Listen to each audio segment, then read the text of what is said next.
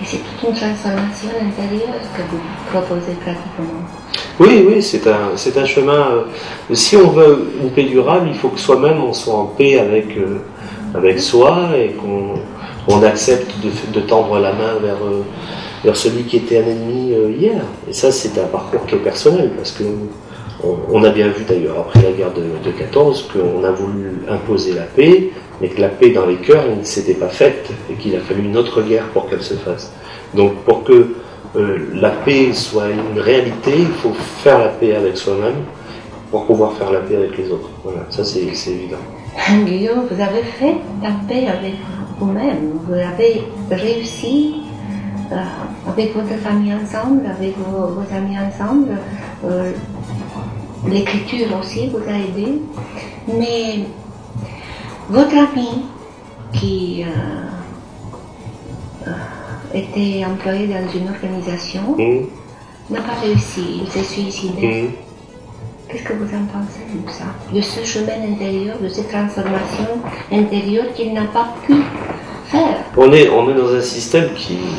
alors, les mots sont compliqués à trouver, mais on est quand même dans un monde où il y a une compétition économique qui est rude entre les pays, entre les continents, et il y a une course à la performance à la fois économique, mais aussi individuelle, qui fait que on exige beaucoup, on demande plus, notamment au niveau de l'encadrement des grandes entreprises internationales, et que ces exigences de performance et de résultats font que quelquefois certains n'y résistent pas et que peuvent se produire des drames comme celui de mon ami.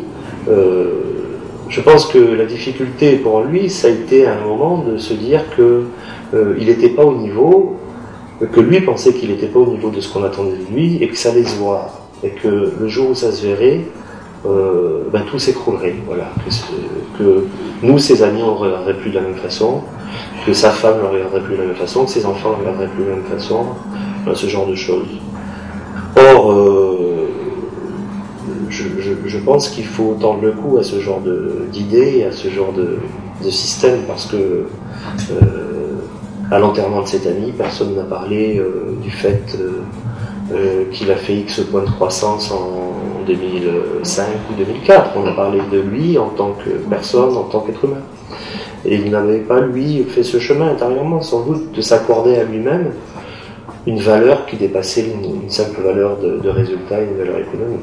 Voilà. Donc ça, c'est quelque chose sur lequel j'aimerais bien écrire pour essayer d'expliquer au travers d'un autre livre ce chemin qui amène quelqu'un à commettre un acte comme celui-ci. Ce chemin et ce contexte. Et le contexte. Quel est le poids que vous donnez au contexte? Le contexte fait que le chemin devient difficile. Donc, moi qui ai été formé dans les années 80, à la fin des années 80, je sais qu'à l'époque, la valeur d'une personne, c'était la valeur de son salaire.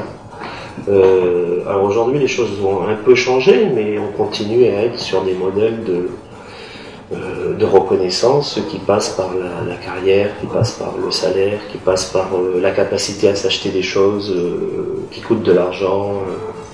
On est tous là-dedans. Moi, je le suis aussi d'une certaine façon, mais il faut pas être dupe.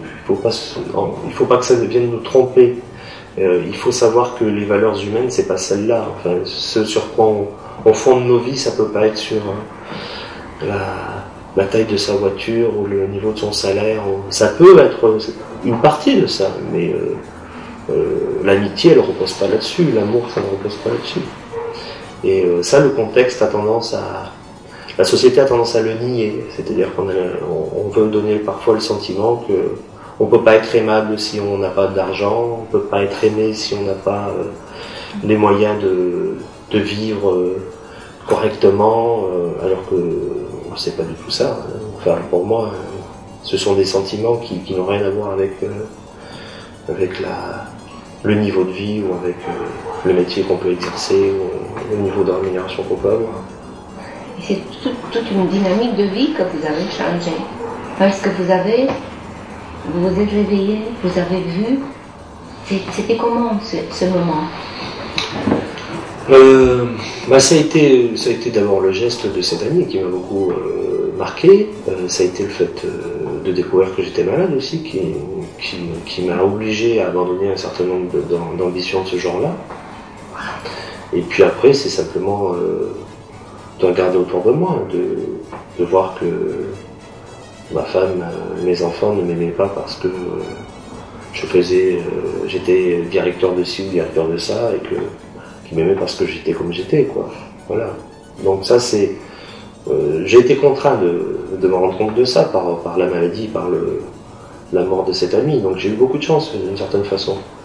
Parce que je suis pas sûr si je suis pas certain de savoir si j'aurais pu le découvrir par moi-même, mais en tout cas il a fallu que je le fasse et j'en suis très content. Parce que ça a changé ma vie très positivement en fin de compte. Enfin, je parle pas évidemment de la mort de cette amie parce que c'est quelque chose qui me bouleverse et qui me rend très, très en colère aussi. Mais ce nouveau chemin de vie que j'ai été obligé d'adopter me rend beaucoup plus heureux que celui que j'avais emprunté.